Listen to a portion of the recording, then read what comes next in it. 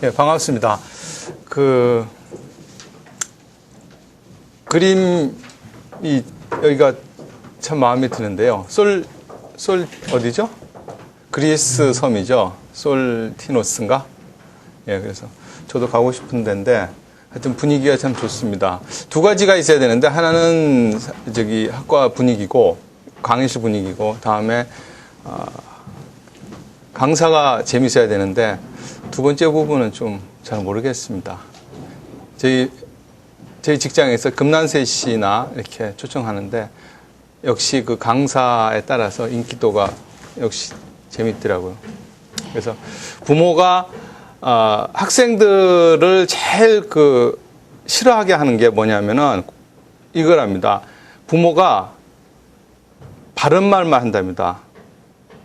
그리고 부모는 바른 말을 하는데 그걸 아주 기분 나쁘게 싸가지 없이 한답니다. 그래서 너 공부해. 너 공부하는 뭐 될래? 라고 하면은 그렇게 청소년들이 싫어한대요. 자녀들이. 그래서 역시 그 강사에 따라서 다르다 하는 생각이 듭니다. 그래서 좀 오늘은 좀 시설은 너무 좋은데 어떨지 모르겠습니다. 간단하게 동영상을 한 7분인가 잠깐 보고 그리고 이제 파워포인트 준비한 걸로 이제 시작하도록 하겠습니다. 그냥 편하게 보시죠 뭐.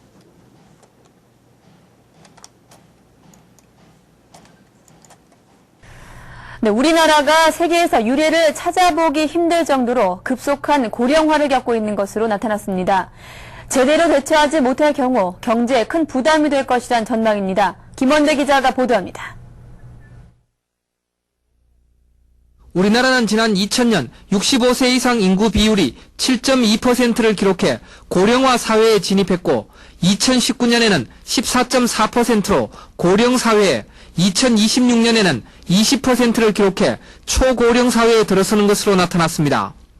그러나 농촌 지역은 지난 2000년에 이미 고령 사회에 진입했으며 경남 어령군 등 30개 시군구는 지난해 초고령 사회에 진입한 것으로 밝혀졌습니다. 2019년이 되면 처음으로 65세 이상 고령 인구가 14세 이하 인구보다 많게 되고 2030년이 되면 2배 가까이 될 것으로 전망됩니다. 이에 따라 올해의 경우 생산 가능 인구 8.2명이 노인 1명을 부양하지만 2020년에는 4.7명이 노인 1명을, 2030년에는 2.8명이 노인 1명을 부양하게 됩니다. 이러한 인구 고령화 현상은 세계에서 유례를 찾기 힘든 것으로서 앞으로 경제 전반에 심각한 영향을 미칠 전망입니다. 현재 우리 노시설과 관련해서 가장 큰 문제는 역시 노시설조차도 양극화되어 있다는 바로 그 부분에 있습니다. 중산층들이 자기 수준에 맞춰서 살 수 있는 노시설이 없기 때문에 여기에 맞는 다양한 형태의 노시설이 공급돼야 된다고 지적들을 하고 있습니다. 함께 보시겠습니다. 우리나라는 2000년부터 전체 인구 대비 65세 이상 인구 비율이 7%를 넘는 이른바 고령화 사회로 들어서면서 노인들의 주거 문제는 사회 문제로 확대되고 있습니다. 노인 복지 시설의 민간 참여가 가능해진 지난 1993년부터 생겨나기 시작한 유료 양로원 수는 현재 67개로 주로 중산층 이상이 이용하고 있습니다. 저소득 노인하고 국민기초생활수급 도움을 받으시는 노인을 제외한 나머지 인구가 한 340만이세요. 이런 분들이 들어가실 수 있는 유료시설은 67개소에 불과합니다. 그러나 최근 각광받는 유명한 실버타운의 경우 25평형 기준으로 분양가가 2, 3억 원 선에 월 생활비만 2인 기준으로 120만 원 정도 들어 비교적 높은 비용이 부담됩니다.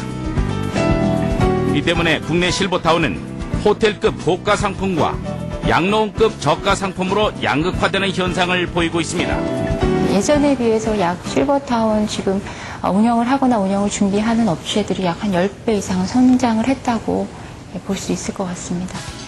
그러나 무엇보다 가장 큰 문제는 이용을 원하는 인원에 비해 공급이 너무 적다는 데 있습니다. 절대적으로 유료 양로시설이 부족할 뿐만 아니고 이제 경제적으로 그렇게 넉넉지 않은 그런 중산층의 노인분들이 사실상 이용하실 수 있는 양로시설은 굉장히 적다라는 거죠. 고부담을 안지 않고는 들어가기 어렵고 그 외에 실비 양로원 같은 경우에는 그야말로 낙타가 바늘구멍 들어가는 만큼의 어려움이 있기 때문에 양로시설을 크게 증축하는 것이 필요할 거다라는 거죠. 이미 고령화 사회로 접어든 시점에서 일부 계층만이 이용할 수 있는 고급형 실버타운뿐 아니라 각 계층의 수요를 충족시키는 다양한 형태의 노인 주거시설이 마련되어야 할 것입니다. 우리나라처럼 고령화가 급격히 진행 중인 세계 각국의 경우 고령 인구를 위한 다양한 주거시설들이 이미 정부 차원에서 만들어지고 있습니다. 미국의 경우 고령자나 은퇴자를 대상으로 한 주거단지인 실버타운이 전국 약 2만여 곳에 들어서 있고 양로원은 16,000여 개에 이릅니다. 또한 영국의 경우는 노인들 각자의 독립적인 생활 형태에 맞춘 주택 양로시설을 갖추고 있는데요.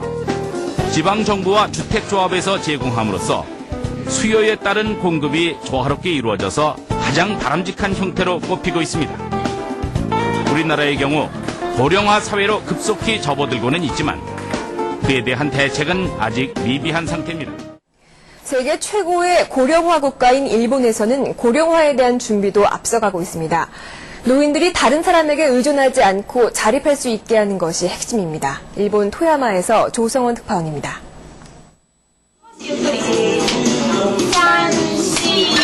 경쾌한 음악에 맞춰 근육 운동을 하는 사람들. 하지만 80대 노인들입니다.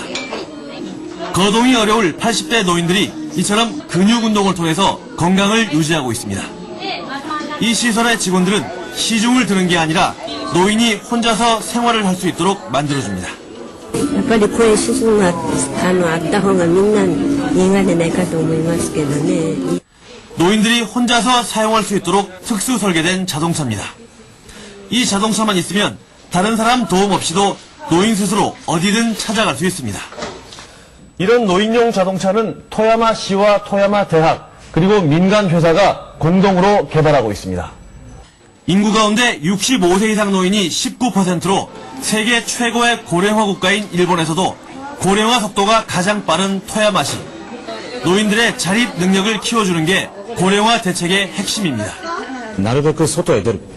家の中に閉じこもっていると筋肉も硬くなるし、地方になるので。 세계 최저의 출산율을 기록 중인 우리나라 역시 고령화 문제는 이제 강 건너 불이 아닙니다. 노인 개인을 일일이 돕는 데는 한계가 있는 만큼 노인들이 자립할 수 있도록 사회적 시스템을 갖춰주는 일이 우리에게도 시급한 과제입니다.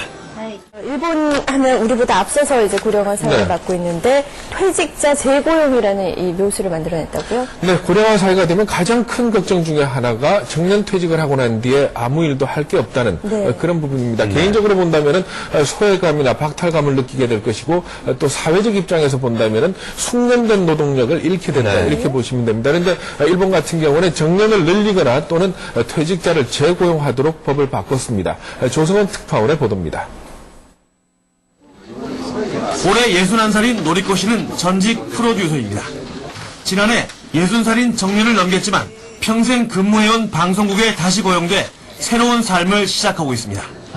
前向きであり、自分も第一線の仲間でいるんだっていう意識が 이런 퇴직자 재고용은 현재 일본 기업의 70% 정도가 자율적으로 실시 중이지만 앞으로는 일본 내 모든 기업이 이런 제도를 도입해야 합니다. 일본 정부가 지난달부터 고령자 고용 안정법을 도입했기 때문입니다. 이에 따라 현행 60세인 정년을 65세로 연장하거나 퇴직자를 재고용할 수 있는데 대부분 기업이 정년 연장보다는 퇴직자 재고용을 선호하고 있습니다. 재고용이 되면서 임금은 낮게 받지만 연금을 수령하기 때문에 퇴직자의 수입에는 별 차이가 없게 됩니다. ベテランの方が持っている技術、能力や判断力、そういったものをですね、少しでも長く、日本テレビに対して使っていただくと。 일본에서는 전쟁 직후에 태어난 베이비붐 세대가 내년부터 대거 퇴직을 시작합니다. 인구의 4분의 1이 65세 이상의 노인들로 채워지는 고령화 사회를 앞두고 일본에서는 제도의 정비가 차근차근 시작되고 있습니다. 도쿄에서 SBS 조성원입니다. 보도록 하겠습니다. 노인 에 대한 이야기이긴 합니다. 그런데 이 저출산과 관련되어 있기 때문에 간단하게 잠깐 보겠습니다. 2300년 되면은 우리나라가 없어진다는 거죠. 그래서 우리나라에 투자를 하지 마라. 그리고 전재희 장관이 대한민국을 먹여 살려야 된다. 먹여 살릴 수 있다는 겁니다. 그러니까 왜 2300년 되면 대한민국이 없어지는지 왜 없어질 것 같습니까? 지금 두 쌍이 있습니다. 부부가 두 쌍이 남자 여자 있는데 남자 여자 4명이죠. 두 쌍이 있는데 남자 여자가 1명을 낳아요. 1명 놓고 이쪽 남자 여자 이쪽 부부에서 또 1명을 놓습니다. 그럼 이제 2명이 되죠. 2세대로 넘어가면은 이 남자 여자가 2세대가 결혼을 해서 아이를 1명 낳으면 1명으로 줄어요. 그러면은 1세대, 2세대, 3세대 가면은 1세대 4명이 2세대 2명, 3세대 1명 돼요. 지금 출산율이, 이건 약간 2007년도입니다. 1.26면 또 2005년도에 보면 1.08명이거든요. 그러니까 2300년 되면은 순수 대한민국 사람은 빵이 된다라는 얘기가 맞습니다. 그러니까, 그래서 가장 빠른 것이고, 우리나라 중에서 부산이 또 특히 낮아요. 그래서 부산 사람을 찍어가지고 사진을 좀 보내달라 했다는 거 아닙니까? UN 포럼에서, 미래 포럼에서 해서 없어질 인종, 종족 해서 이렇게 만져보고 했다는 건데, 그게 지금 우리나라 노인은 반면에 이렇게 늘어나고 있습니다. 그래서 현재 약 10% 정도인데 10명 중에 1명입니다. 근데 지금부터 30년 후에 제가 한 80 정도 되면은 3명 중에 1명, 그러니까 한 30% 정도로 이제 노인이 늘어납니다. 현재도 이 234개 시군구 중에서 63개가 30% 이상 지역이 14개가 있습니다. 63개 지역이 14개가 있는데, 그러니까 이거는 그러니까 젊은이들이 빠져나와서 이제 그렇게 된 상황이긴 한데, 어쨌든 이런 지역들은 이미 전체적으로는 10%고요. 그러니까 10명 중에 1명인데, 이제 이런 지역은 3명 중에 1명이 지금 노인입니다. 그래서 이렇게 젊은이들은 이제 줄어들고 있고요. 노인은 이제 늘어나니 X자를 보이고 있습니다. 그래서 그렇게 된 가장 큰 이유는 의료의 발달이고, 이제 젊은이들 아이를 안 낳는 거는 이제 양육을 기피하고 이제 만원도 있고, 요즘은 7쌍 중에 1쌍이 불임입니다. 왜냐하면 만원도 있고 호르몬 영향도 있고 환경 호르몬 영향도 있고 하죠. 그래서 지금 젊은이들이 이제 부담하는 비중이 점점 더 이제 커지게 되는 거죠. 커지게 되고 노인이 더 많아지는, 급속한 노령화로 들어가는데, 그래서 정부에서는 이 미래 이런 국가적인 위기라고 보는 겁니다. 그러니까 장기적으로는 봤는데, 현 세대들은 직접적으로 자기 개인적인 문제를 이제 들여다보면은 그렇게 급하지 않죠. 그리고 이제 양육 부분도 있고 하니까 자녀를 많이 안 낳고 이제 이렇게 되는 거죠. 그래서 정부 지출 비중도 큽니다. 가장 큰 유럽도 그렇고 호주도 그렇고 한 50%가 노인 쪽에 노인을 포함한 복지 비중이 50%가 넘습니다. 정부 지출에. 그래서 이렇게 지출이 커져가는데, 그거를 어떻게 합리적으로 연착륙시키고 그걸 어떤 새로운 돌파구로 만들 수 있을 것인가, 이런 거에 대한 고민이었습니다. 고민을 했고, 반면에 중장년층의 이게 소비, 그러니까 베이비붐 세대가 전후, 그러니까 2차 세계대전이 끝나고 환경이 좋아지면서 사람들이 자녀들을 많이 낳기 시작했습니다. 그래서 베이비붐 세대들이 은퇴를 하는 시기가 이제 도래가 되는데, 베이비붐 세대들은 한국이나 미국이든 유럽이 마찬가지입니다. 그래서 그 세대들이 이제 소비가 늘어나게 되면은 이 시장 자체가 새로운 시장이 될 거라는 거죠. 카드 소비도 이제 늘어나고 있고, 주택, 요양 등도 이제 수요가 커질 것이다. 그러니까 지금의 노인들은 돈을 안 씁니다. 돈을 안 쓰고 주택도 그대로 가져갑니다. 그래서 내가 죽으면은 너네들 줄 거지. 내가 이거 내가 왜 해? 해서 영모기지도 잘 활성화 안 되는 이유도 이제 그런 이유도 있고요. 장기요양보험 제도를 했는데 150만 원, 연간 150만 원 수준에서 이제 정부가 85%를 지원해 준다. 이제 이렇게 하니까 그까지만 딱 쓰고 안 쓰는 거예요. 근데 여유가 있는 분들은 이제 쓰기 시작을 한다는 거죠. 앞으로 이제 여유가 있기 때문에 그것을 현재로서는 잘 눈에 안 띕니다. 그래서 그 용품 고령친화 용품 회장도 그렇고 자기 평생 여기 분야에 있었는데 돈 못 벌었다 이제 이렇게 얘기를 합니다.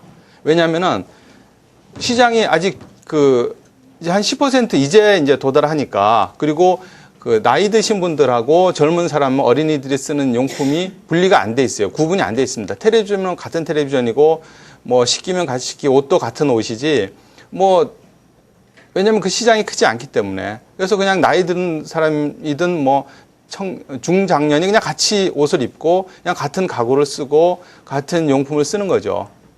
그리고 시장에서도, 기업들도 뭐 그렇게 뭐 필요가 없었고. 근데 이제 차츰, 그런 필요성들이 이제 서서히 나타나기 시작을 한 거죠. 이제 왜냐면, 외국은, 그러니까 선진국, 미국, 일본 같은 경우는 이제 고령화율이 높고, 그리고 이제 우리나라도 서서히 이제 고령화 이제 사회로 접어들기 때문에, 그래서 저희, 이러한 염려하에 정부에서는, 저출산 고령사회위원회를 지난 정부에 발족을 시켰습니다. 해서, 고령화 문제와 어린이 문제가 같은, 저출산과 고령화가 같은 연결고리가 상당히 강하기 때문에 저출산 고령사회 정책위원회를 대통령을 위원장으로 해서 발족시켰고, 지금은 이 정부 들어서는 대통령이 아니고 이제 복지부 장관이 위원장이 되고 각 부처 장관이 차관이 이제 위원으로 된 저출산 고령사회위원회가 이렇게 발족을 해서 운영을 하고 있습니다. 왜 그렇게 운영하고 있냐면은 이 산업의 특징을 한번 보시겠습니다. 고령친화 산업이라 하면 고령친화 제품과 서비스 등을 연구, 개발, 제조 또는 유통, 판매하는 업이다 이렇게 되어 있습니다. 그래서 크게 제품과 서비스가 이렇게 전체를 이제 포괄한다고 볼 경우에 이렇게 보는 것이고요. 그래서 이 노인이 주로 이용하는 용품, 뭐 의료기기, 주택, 의약품, 화장품, 나아가서 금융자산, 정보기기, 뭐 여가 등 이렇게 쭉 전 분야, 뭐 교통시설, 뭐 전 분야입니다. 그래서 이 특징이 뭐냐면은 뭐 여기는 특징이 이렇게 다품종 소량 생산, 중소기업의 적합, 공익성과 수익성 병조, 성장과 분배의 선순환 구조 구축이 요구된다 했는데 현재 그렇다는 것이고요. 현재 그렇다는 것이고 시장이 좀 좁으니까 그러니까 장기적으로 본다면은 노인 고령화율이 30년 후에 한 30% 된다고 치고 그 이상으로 이제 50% 늘어나게 될 것입니다. 그렇게 되면은 이 특성은 이제 또 바뀌게 되겠죠. 보통 전자산업, 자동차 산업 뭐 이렇게 되어 있습니다. 뭐 예를 들어서 뭐 제조업을 본다면은 이렇게 되어 있는데 여기의 특징은 뭐냐면은 나이대를 가지고 이렇게 산업을 구분한 거죠. 그러니까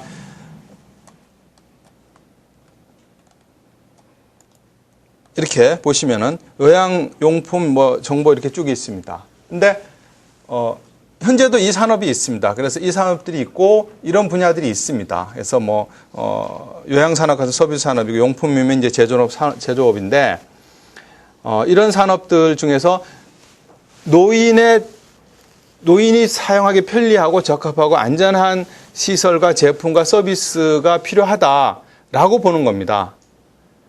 그러니까 이 표준산업분류표에서도 따로 이렇게 돼 있지 않고요. 현재 있는 그 산업 안에 이제 들어가 있는데 왜 그런데 고령친화 산업이 필요하냐면은 기존에 있는, 그러니까 현재까지는 필요가 없었어요. 왜냐면은 그냥 뭐 쓰는 사람이 그냥 뭐 한 40대, 50대 쓰는 사람이 60대, 70대도 그 제품을 그냥 쓰면 되는데 그 사람들의 숫자가 많아지니까 주요한 그 인구의 3분의 1, 그다음에 반을 차지하게 되니까 그분들을 위한, 그분들에게 좀 더 적합한 제품과 서비스가 필요하다, 이제 이렇게 되는 거죠. 전에는 이제 틈새 시장이었다, 틈새 부분이었는데 그게 이제 메이저로 바뀌는 거죠. 유대인의 상술에 보면 두 가지가 있습니다. 돈을 벌려면 어린이와 여성에게 투자를 해라. 거기서 돈을 벌 수 있다. 그 여성이 결정하는 가계나 지출이나 결정하는 게 한 70% 정도 됩니다. 그러니까 남성에 비해서. 그러니까 그 얘기 맞습니다. 그런데 톰 피터슨이 미래를 경영하라. 거기에 보면 두 가지 계층에 주목하라 나옵니다. 하나는 여성, 두 번째는 노인 이렇게 나옵니다. 그러니까 지금 유태인의 상술에는 이제 하나 추가돼야 되겠죠. 어린이, 그 이제 여성인데 아마 어린이는 빠져야 될 겁니다. 출산율이 줄어드니까. 물론 개도국에는 숫자가 늘어나겠지만 하고 노인이 이제 대체를 돼야 될 겁니다. 왜냐면 어린이는 적게 놓고 노인 숫자가 많아지니까. 그래서 이렇게 잠깐 보시면은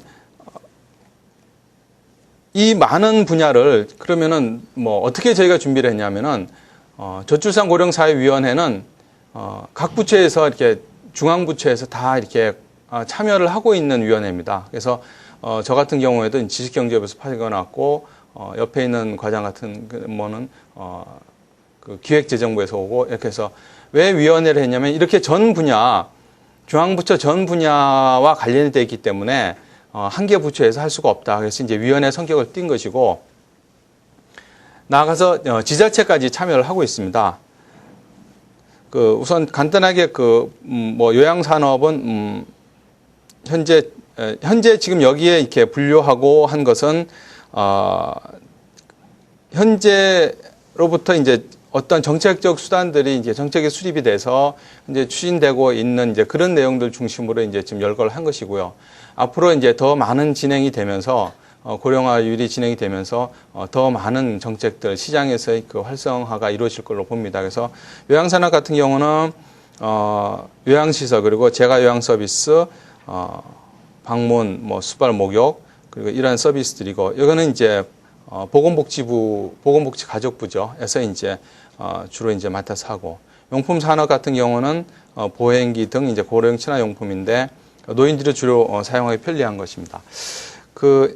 이 분야는 이제 지식경제부가 전통적인 제조업을 하니까 지식경제부와 이제 보건복지부 저희 쪽에서도 같이 이제 하고 있습니다.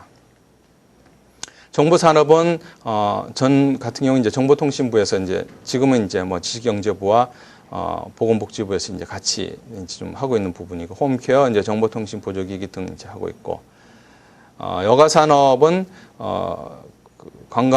문화관광부에서 이제 같이 이제 고령친화 휴양단지 실버관광 등에서 하고 있는 분야입니다. 금융산업은 지난해 이제 그 영목이지를 이제 도입해서 이제 주택을 담보로 해서 하고 민간 파트에서도 그 노후 설계를 위한 프로그램들을 이제 뭐 금융회사를 중심으로 이제 하고 이제 시작이 됐죠. 그리고 이제 그렇게 함으로써 이제 미래에 대한 이제 사용을 위한 뭐 저축이 되든 투자를 되든 이제 그런 이제 준비를 하고 있고요. 그리고 주택 산업 같은 경우는 고령자용 주택 개조, 그다음에 임대주택 그리고 노인에 적합한 시설들, 설비 기준들 이제 그런 게 필요합니다. 노인 신문이라고 한번 왔어요. 그 며칠 전에 이제 왔는데 이렇게 성동 강동구에서 이제 자발적으로 개간지를 만든다 해서 이제 한번 취재를 왔는데 글자가 신문 글자가 이렇게 우리 보는 신문 글자하고 현재 나와 있는 신문 글자와 같은 크기를 가져왔어요. 그래서 이렇게 제가 보면서 이렇게 좀 웃었어요. 웃었더니 바로 하는 얘기가 잘못됐죠 그러더라고요. 그러니까 그게 잘못된 거죠. 왜냐하면은 나이가 들면은 이 시력이 흐려집니다. 시력이 흐려지고 시각도 흐려집니다. 그러니까 색깔을 정확하게 구분 못하는데 그분들을 위해서 글자를 크게 해야 됩니다. 크게 해야 되는데 지금 노인용품도 그렇고 신문도 그렇고 글자가 작아요. 그러니까 정상인을 기준으로 해서 만든 거죠. 그러니까 그거는 더군다나 노인 전용 신문이라고 했는데 그렇게 된 것은 아직 우리의 생각이 거기에 몸담고 있는 분도 노인분이 오셨어요. 71세 오셨는데 기자라고 해서 왔는데 그분도 자기가 그렇게 그 일을 하면서도 그걸 글자를 크게 해야 되겠다라는 거를 자각을 못하고 있는 상황인 거죠. 그러니까 아직도 이렇게 이제 첫 발을 띄는 겁니다. 그러니까 모르는 거죠. 그 노인용품 저희가 이렇게 합니다. 그러면은 설명서가 있어요. 설명서가 있는데 깨알같이 쓰여 있습니다. 그러면은 그 못 읽거든요. 그래서 그거를 크게 해라. 이제 그렇게 합니다. 주택 산업도 마찬가지죠. 이제 그런 분야가 다 이제 바뀌어져야 되는 것이고요. 한방 산업 같은 경우는 이제 노인용 뭐 화장품 뭐 이제 치매 예방 뭐 등 있고, 농업 산업도 이제 그 농림부에서 이제 하죠. 주택 산업 같은 경우는 이제 그 국토해양안전부에서 같이 이제 작업을 하고 있습니다. 그 저출산 고령사회위원회 출범하면서 미래 추계를 해본 겁니다. 그래서 이 모태 산업 비중이라고 한 것은 아까 말씀드렸지 나이 계층을 중심으로, 그러니까 산업인데 그 산업을 단면도로 이렇게 잘라서 그 65세 이상을 시장으로 봤을 때 모태 산업 비중이 뭐냐 이렇게 본 것인데, 외양 산업 같은 경우는 이제 나이 드신 분이니까 당연히 100%가 되겠죠. 해서 요양기기 정보 해서 쭉 있습니다. 이게 여가나 한방 산업은 전통적으로 이제 높은데, 이렇게 정보기기, 정보산업, 여가, 금융, 이제 이런 순으로 이제 그 장기적으로 시장의 규모가 커질 것이다 보는 겁니다. 정보산업 자체가 커진다기보다도 산업 자체가 이제 그 시장이 크기 때문에 모태 산업 대비 비중은 2020년에 이제 7.5%로 낮아집니다만은 전체 시장이 크니까 이제 절대 금액으로서 이제 정보 산업이 크고요. 그리고 이제 기기 이렇게 비중으로서는 이제 그렇습니다. 기기로 보여지고 근데 뭐 이건 어차피 이제 시장 전망이니까 뭐 더 이제 가면서 이제 볼 수 있겠습니다. 이 그래프로 이제 방금 한 거를 이제 다시 한 것이고요. 그래서 장기적으로는 정보, 여가, 금융, 주택 이제 이런 식으로 이제 시장이 커질 것이다 봅니다. 그래서 저출산 고령사회 기본법을 저희가 제정을 했고요. 그래서 여기에서 보면은 이런 상품과 이 고령친화 산업과 관련된 분야를 보면은 고령화할 때는 상품 서비스에 대한 준비를 한다는 것이고, 고령친화 산업법을 저희 국가에서 운영을 하고 있습니다만은 아까 말씀드렸듯이 국가 및 지방자치단체는 이러한 계획을 수립 추진해야 된다 해서 기틀을 만들어 놨습니다. 특히 이제 국가인 경우는 아까 말씀드렸듯이 중앙정부를 얘기하는 것이고, 각 부처가 다 이제 참여를 하고, 지방자치단체인 경우는 광역잔치 중심으로 저희가 이렇게 같이 이제 뭐 작업을 해서 미래 저출산 고령사회 기본 계획을 수립을 합니다. 그래서 그거는 중앙의 계획과 지방의 계획이 같이 이렇게 횡단으로 계획을 수립해서 매년 기본 계획은 5년 단위로 수립을 하고, 그래서 매년 시행 계획을 수립해서 추진을 하고 있습니다. 그래서 알게 모르게 느끼셨는지 모르겠지만은 이렇게 뭐 저상버스 있지 않습니까? 저상버스 같은 경우도 노약자를 위해서 만든 겁니다. 그러니까 지금은 잘 보급이 안 되어 있습니다. 층이 좀 낮은 거죠. 낮아가지고 타기 편리하게끔 그렇게 만든 겁니다. 그러니까 비용도 많이 들고 하지만은 어차피 글로 이제 그렇게 가야 되기 때문에. 그래서 이제 고령친화 산업법에 이제 그 산업 쪽에 이제 서비스와 제조업 분야에 대한 구체적인 이제 계획들이 들어가 있고요. 그 관련된다면은 뭐 노인 장기요양법 서비스, 그다음에 기타 KS 의료기기 등등 전 분야가 다 이제 예시에 불과합니다. 그래서 기회는 위협은 기회다 이렇게 이제 얘기를 하듯이 미래에 대한 준비를 사기업에서는 하기 어렵습니다. 개인도 하기 어렵습니다. 왜냐하면은 개인 같은 경우는 현 세대에서 내가 사적으로 아이를 적게 놓고 내가 풍요롭게 살겠다 한국에서, 왜냐하면 사교육비가 많이 들고 아이를 키우는 것이 힘들기 때문에 이렇게 하고, 반면에 나는 그냥 나 혼자 이렇게 내 나름 살면 되지 그런 게 필요하나 하지만은 국가적으로는 큰 부담이 되죠. 그러니까 아까 말씀드렸듯이 2300년 되면은 한국이 이제 많아진다라는 얘기가 프라이빗에서는 준비하기 좀 어렵습니다. 그래서 이제 국가가 이제 장기적인 계획을 갖고 차근차근 준비해 나가야 된다.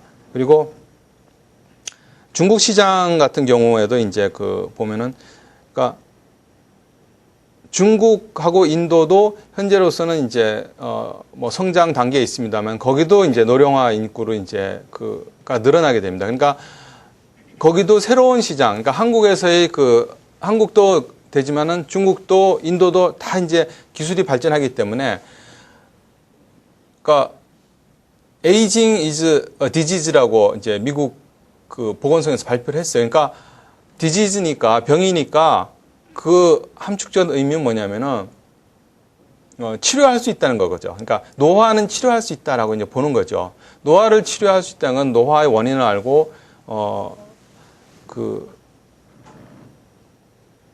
늦추거나 아니면은 뭐 과학 발전에 따라서 더 이제 뭐 오래 살게 되는 이제 그렇게 되는 것이죠. 그러니까 그 자체가 위협 요인이 국가 부담으로 다 이제 안게 되지만 어느 국가나 노화가 진행이 되고 노인 인구가 늘어나기 때문에 그 자체를 받아들이면서 새로운 성장 동력의 시장으로서 우리 바라보는 것이 맞다라고 보는 것이죠. 그러니까 일본 지금 저희 같은 이제 올해 장기요양 보험제도를 열었는데 프랑스 베드가 왔어요. 프랑스 베드가 이제 일본의 이 장기요양 보험제도 잘하는 이제 프랑스 베드가 왔는데 뭐 프랑스 베드라고 해서 물어봤는데 프랑스하고 관련이 있냐 그랬더니 그건 아니고 프랑스 빵 그러면은 좋아 보이시 그냥 프랑스를 붙였대요. 그래서 프랑스 베드다 이제 그렇게 했는데 전혀 관계 없답니다. 그래서 그냥 듣기 좋으라고 이제 프랑스 베드 이렇게 했는데, 그러니까 거기서 노인용품을 가장 많이 만들고 유통을 잘하는 회사인데 이제 한국에 진출한 거예요. 진출해서 제조는 안 하고 일단 수입하고 이제 임대 사업을 하는데 그렇게 볼 수 있는 거죠. 그러니까 새로운 시장의 돌파구로서 한국이 이제 노인 장기요양 보험 제도 되면서 노인 인구가 늘어나니까 새로운 시장 보듯이 중국, 인도도 우리가 그런 시각으로 바라본다면은 그거를 좋은 기회 요인으로 볼 수 있다는 것이죠. 그러니까 의료가 이제 노인이 이제 건강에 대한 관심도 한 거, 의료비 증가하고 그러면 그거 새로운 건축, 그다음에 새로운 의약품 시장이 열리고 그걸 토대로 내수를 기반으로 해외로 나갈 수 있다는 겁니다. 그거는 이제 여건이 바뀌면은 여건에 바뀌는 대로 이제 우리가 이렇게 변화를 해주면 되겠죠. 상징적으로 보여주는데 고령 친화용품이 푸른색이고 의료기기, 재활보조기기가 붉은색인데 생로병사에서 생에서 이제 노로 넘어가면 고령 친화용품이 되고요. 병이 되면 의료기기, 그다음에 이제 재활보조기기 해서 이제 사로 가겠죠. 그러니까 이 분야에서 이렇게 시장을 보면은 휠체어 같은 경우는 이제 정상인이든 아니든 이렇게 그러니까 노인이든 젊은이든 같이 씁니다. 같이 쓰는데 노인을 위한 부분은 또 다른 새로운 기능들이 들어가 있어야 돼요. 노인을 이렇게 해서 나중에 한번 보겠습니다. 그래서 일본 같은 경우 저희가 이제 시사점을 저희가 계획을 수립하면서 봤는데 말을 잘 만들지 않습니까? 골드 프레임, 신 골드 프레임 이렇게 골드 프레임 이렇게 만드는데 선샤인, 문라이트 이렇게 만들듯이 일본은 2000년도에 개호보험을 실시를 했습니다. 그러니까 우리나라 올해 이제 장기요양 보험 제도와 같은 이제 개호보험을 먼저 시작을 했는데 그로부터 이제 실버 마켓이 성장을 합니다. 그래서 2001년도에서 2005년도 되면서 3배로 이제 시장이 성장하는데 꼭 장기요양 그러니까 보험 제도에 의해서 성장을 했다라고 볼 수 있겠느냐 그런 점은 있습니다만 어쨌든 성장의 계기를 마련한 거는 맞습니다. 성장의 계기를 마련한 건 맞고 한국 시장도 지금 이제 뒤에 한번 보겠습니다만은 올해 시작했습니다만은 좀 변화가 있습니다. 그래서 저희가 보기에는 그래서 이러한 고령 친화 산업 시장을 이렇게 정부가 시장을 좀 더 이렇게 활성화시키면서 시장을 열면서 민간 섹터에서 좀 더 활발하게 참여하되 잘 성장할 수 있도록 견인할 수 있도록 처음에 틀을 좀 잡는 것이 좋겠다라고 보는 겁니다. 그래서 일본도 그 노인 복지를 단지 그 어떤 그 지출의 어떤 국가나 개인의 지출이 늘어나는 걸로만 보지 않고 어떤 새로운 성장, 새로운 시장에 맞춰서 성장을 할 수 있는 걸로 본 것입니다. 그래서 이제 노인 복지와 실버 산업을 같이 이제 추진한 것이 우리한테 주는 이제 시사점이 되겠습니다. 그래서 의욕적으로 국가 차세대 성장 동력 산업으로 육성하자라고 이제 이렇게 했습니다. 그래서 그 고령자의 삶의 질을 이렇게 높이면서 어떤 산업 성장의 어떤 하나의 그 계기로 마련하자. 그래서 두 가지를 다 이렇게 만족시킬 수 있는 해법을 좀 찾아보자는 게 이제 저희 생각이고, 고령 친화 산업 용품에 대해서 설명하겠습니다만은, 여기서 국가 차세대 성장 동력 산업을 육성하자라고 이제 그 의욕적으로 썼습니다. 그리고 이제 저출산 고령사회 기본계획, 5개년 기본계획에도 그렇게 이제 저희가 의욕적으로 썼는데, 사실은 국가 차세대 성장 동력 산업에 정부에서 발표하는 지식경제부나 이렇게 발표할 때 안 들어가 있습니다. 그러니까 복지부 쪽에 들어가 있다고 이제 한다면 의약품, 뭐 이제 이런 분야고요. 의료 쪽에 이제 들어가는데 안 들어간 이유가 왜냐?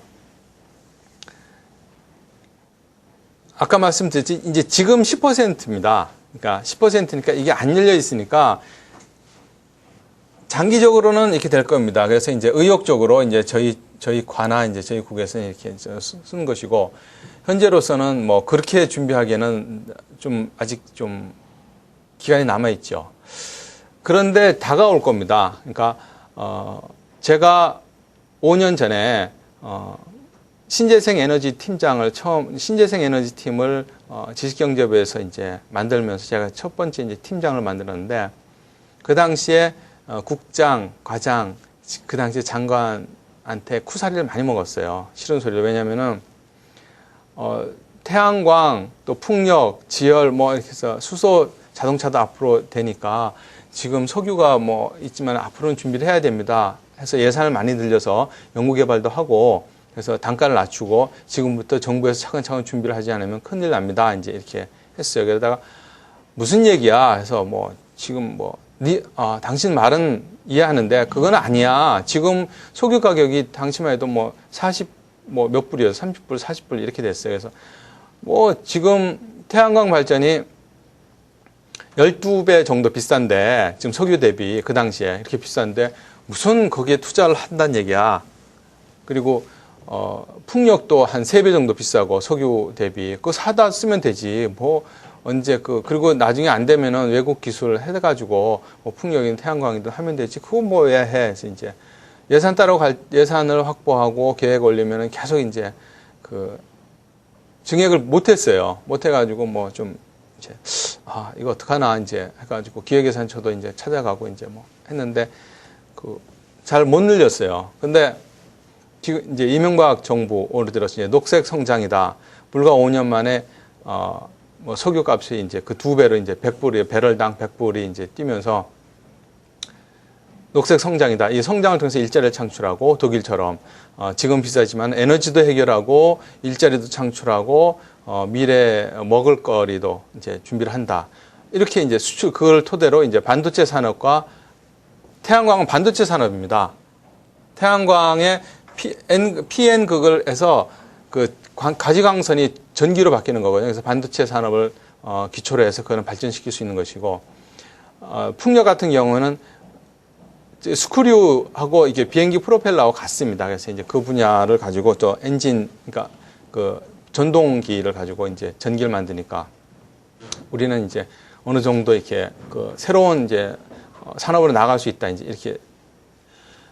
그러니까 지금 이렇게 생각해 보면은 참 그게 이제 필요하다는 거죠. 시기는 도래를 하는데 언제 그게 올 것이냐라는 거는 이제 근데 이거는 보이죠. 왜냐하면은 배럴 석유 같은 경우는 100년 전에, 그러니까 30년 전에도 뭐 언제 고갈될 거라 그랬고 70년 후에 뭐 석유는 고갈될 거라고 맨날 하고 30년이 흐른 후에도 70년 후에 고갈해요. 이게 항상 그렇게 예측을 못 했는데 이 분야는 그 땅속에 잠겨 있는 거기 때문에 예측하기가 좀 어려운 점이 있습니다. 석유 같은 경우는. 근데 이 분야는 사람의 노령화는 그거는 통계가 나오고 외국의 사례가 있기 때문에 이건 상당히 과학적으로 이제 현실화될 부분입니다. 그래서 이제 지금은 여기는 이제 저희 과에서 국가 차세대 성장 산업이다 이렇게 했습니다만은 실질적으로 예산 부분이나 활성화 현재로서는 되지 못하고 토대는 마련한 이제 그런 상황입니다. 그래서 그 중에서 이제 제품 쪽에 대한 설명을 잠깐 말씀드리면은 그래서 고령치나 용품 아까 그 8개 분야 중에서 제가 설명드린 건 주로 이제 용품과 이제 뭐 주택 저희 과와 주로 이제 관련된 부분을 좀 설명을 드리고 이렇게 좀 사례 중심으로 좀 하겠습니다. 그래서 크게 보면은 R&D와 제조 활성화 부분을 볼 수 있겠고 이렇게 된 부분 이렇게 제품이 이제 생산이 되면은 아직 초기 단계이기 때문에 품질 관리를 잘 해야 됩니다. 그래서 시장에서 신뢰를 받고 이렇게 제조하고 품질 관리가 잘 되더라도 시장이 열려야 되지 않겠습니까? 시장이 안 열리면은 상품 판매가 안 되기 때문에 그래서 이제 구매 활성화 부분 해서 이렇게 이 세 가지 이 부분이 선순환 구조가 일어날 수 있게끔 하자라는 게 저희 생각입니다. 그래서 단순히 이게 시해 형태의 복지 이게 어떤 산업 고령 산업으로 보면은 그 물붓기입니다. 그래서 깨진 독에 물붓기 때문에 성장 스스로 기업들이 정부에서는 시장을 열어주고 품질 관리 쪽에 신경 쓰면서 기업들이 거기에 참여해서 품질 관리하고 구매가 이제 공공부문에서 일어나면 그것이 다시 기업의 수익이 들어가고 수익이 들어나서 다시 R&D와 제조가 그다음에 일자리가 늘어나고 해서 다시 이제 품질 관리가 될 수 있게끔 이렇게 이제 선순환 구조를 만들자라는 게 이제 저희 구상입니다. 그래서 2008년도를 장기요양보험제도 그러니까 올해죠. 7월에 이제 해서 개화 시점으로 보고 있습니다. 개화 시점을 보고 있고 장기적으로 베이비붐 세대가 그리고 1인당 2만 불 세대가 진입하고 베이비붐 세대가 은퇴를 하는 그러한 2010년도 이후가 되면서 시장이 점점 더 커질 것이다. 실질적으로. 그래서 고령친화 산업법의 주요 내용을 보면은 연구개발을 장려하고 표준화, 그다음에 국제협력, 그리고 우수사업자, S마크라고 되어 있습니다. 그래서 제품을 한번 보실 기회가 있을지 모르겠는데, 시니어 마크, S마크를 이제, 저희가 도입을 했습니다. 그래서 우수 제품에 대해서 이제 S마크를 도입하고, 그리고, 기반 사업으로서 이제, 고령친화 산업지원센터가 이제 이런 연구개발과, 이런 인력 양성의 어떤 그 허브 기관으로서 역할을 할 수 있게끔 보건산업진흥원을 복지부에서 했고 지식경제부에서는 부산의 그 고령친화 산업지원센터 또 제조업 중심으로 또 이렇게 또 지정을 해서 운영을 하고 있습니다. 그래서 아까 선순환 구조 중에서 이제 R&D 분야를 좀 보면은 그 단기 기술 개발 과제와 이제 중장기 기술 개발 과제로 이제 좀 나눴습니다. 그래서 기본 계획에 이제 반영이 되어 있는데 우선 단기 쪽에는 직접 현재 지금 많이 쓰고 있는 노인 용품을 중심으로 기능을 좀 더 이렇게 편리하게끔 노인이 사용하게끔 좋게끔 이제 하자 이제 그런 겁니다. 그래서 뭐 전동 침대라든가 이동 장치 그리고 그러시고 중장기 기술 개발 분야는 좀 더 고부가 가치를 생산하고 그다음에 수출을 좀 할 수 있는 그런 제품으로 해보자는 겁니다. 그래서 모니터링 시스템, 뭐 원격 진료 이제 것이고요. 이러한 과제들을 개발할 때는 유니버설 디자인을 도입을 해서 하자는 것입니다. 그래서 지식경제부에서는 상당히 많은 투자를 하고 있습니다. 그래서 2008년도에는 128억 원, 그다음에 복지부는 올해 이제 처음으로 20억 원을 이제 이 분야에 이제 배정을 해서 하고 있습니다. 그래서 전동형 실내 이동 및 승강 의자 겸용 장치 등 하고 지식경제부는 뭐 로봇 등 이제 개발을 계속 하고 있습니다. 복지부 쪽은 부처의 특성상 노인하고 장애인이 사실 아까 생로병사에서 노와 병이 구분이 잘 안 되듯이 노인과 장애인이 이제 같이 포괄해서 이제 왜냐하면 휠체어 같은 경우는 노인도 쓰고 장애인도 씁니다. 약간의 차이는 있습니다. 차이는 있는데 그래서 이제 같이 해서 이제 20억 원을 지원을 하고 있습니다. 그래서 우선적으로 노인과 장애인은 이제 품목을 위주로 하고 우선 현재 쓰고 있는 현재 직접적으로 쓰는 분야를 중심으로 하고 이제 지금 이제 아직 뭐 발표는 한번 확인해 봐야 되겠습니다. 이제 올해 이제 과제를 이제 선정을 했습니다. 그래서 이거는 이제 바로 이제 제품으로 이제 넘어갈 수 있게끔 기업이 참여를 우선적으로 전제를 해서 이제 하고 있습니다. 그래서 들어보셨겠지만 예, 유니버설 디자인은 뭐 노인이 편리하면 모든 사람이 편리하다 이렇게 했는데 조금 더 이제 말씀드리면은 여기 이제 보도턱 같은 경우에 이 휠체어가 지금은 가기 어렵습니다. 그래서 보도턱을 여기 이제 이렇게 턱 부분을 이렇게 없애가지고 차도와 보도가 이렇게 바로 연결될 수 있게끔 해서 휠체어가 이렇게 다닐 수 있게끔 그리고 여기 이제 문턱을 제거한 현관인데 이제 일본 같은 경우 이제 그걸 단차라 그러죠. 그래서 휠체어가 이렇게 바로 들어갈 수 있게끔 지금은 문턱이 있으니까 못 들어갑니다. 못 들어가는 게 아니고 이제 불편하죠. 그리고 이 폭이 말입니다. 이 폭이 이 휠체어나 가 들어가 약간 빠듯한 부분들이 있습니다. 그래서 이 문의 틈도 좀 더 이렇게 크게 해줘야 됩니다. 그리고 이 손잡이의 힘도 말이죠. 노인들은 힘이 없습니다. 그래서 지금은 이런 이제 강의실도 철문으로 해가지고 이제 이게 확 틀어줘야지 열립니다. 근데 이제 저런 부분도 다시 노인들이 더 편리하게끔 적은 힘으로도 열릴 수 있게끔 이렇게 그렇게 바꿔야 됩니다. 그리고 뭐 안전 대피하는 것도 표준화돼야 되겠습니다만은 비상등 같은 경우도 더 크고 큰 글씨로 만들어줘야 됩니다. 그래서 그런 이제 그래서 노인이 편리하면 모든 사람이 편리하다고 하지만은 장애인, 여성, 어린이, 심지어는 외국인까지도 편리하게끔 사용하는 게 유니버설 디자인입니다. 그래서 그거는 현재로서는 이제 정상인과 을 중심으로 이제 돼 있는데 점점 더 그런 분야로 이제 바뀌어져야 되는데 디자인 분야에서도 설문조사 해봤는데 개념들이 잘 없습니다. 그래서 설계자, 디자이너, 설계하는 사람들한테 설문해보면은 유니버설 디자인을 아시나요? 그걸 도입해서 설계를 하고 있습니다. 그러면은 그렇게 하고 있는 게 20여 % 좀 안 돼요. 그러니까 아직도 이제 그러니까 일반인 중심으로, 정상인 중심으로 설계가 이루어지고 있는 거죠. 설계가 이루어지기 때문에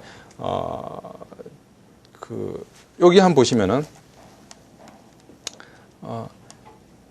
사고의 대부분이 노인 사고의 대부분이 그 욕실에서 일어나지 않습니까? 뭐 젊은이들도 넘어지는데 그래서 이 밑에 이제 깔판 같은 경우도 미끄럼 방지를 한 이제 매트를 깔아야 될 것이고 힘이 없고 하니까 또 이렇게 이제 보조 의자를 해서 이제 씻을 수 있게끔 그리고 못 일어납니다.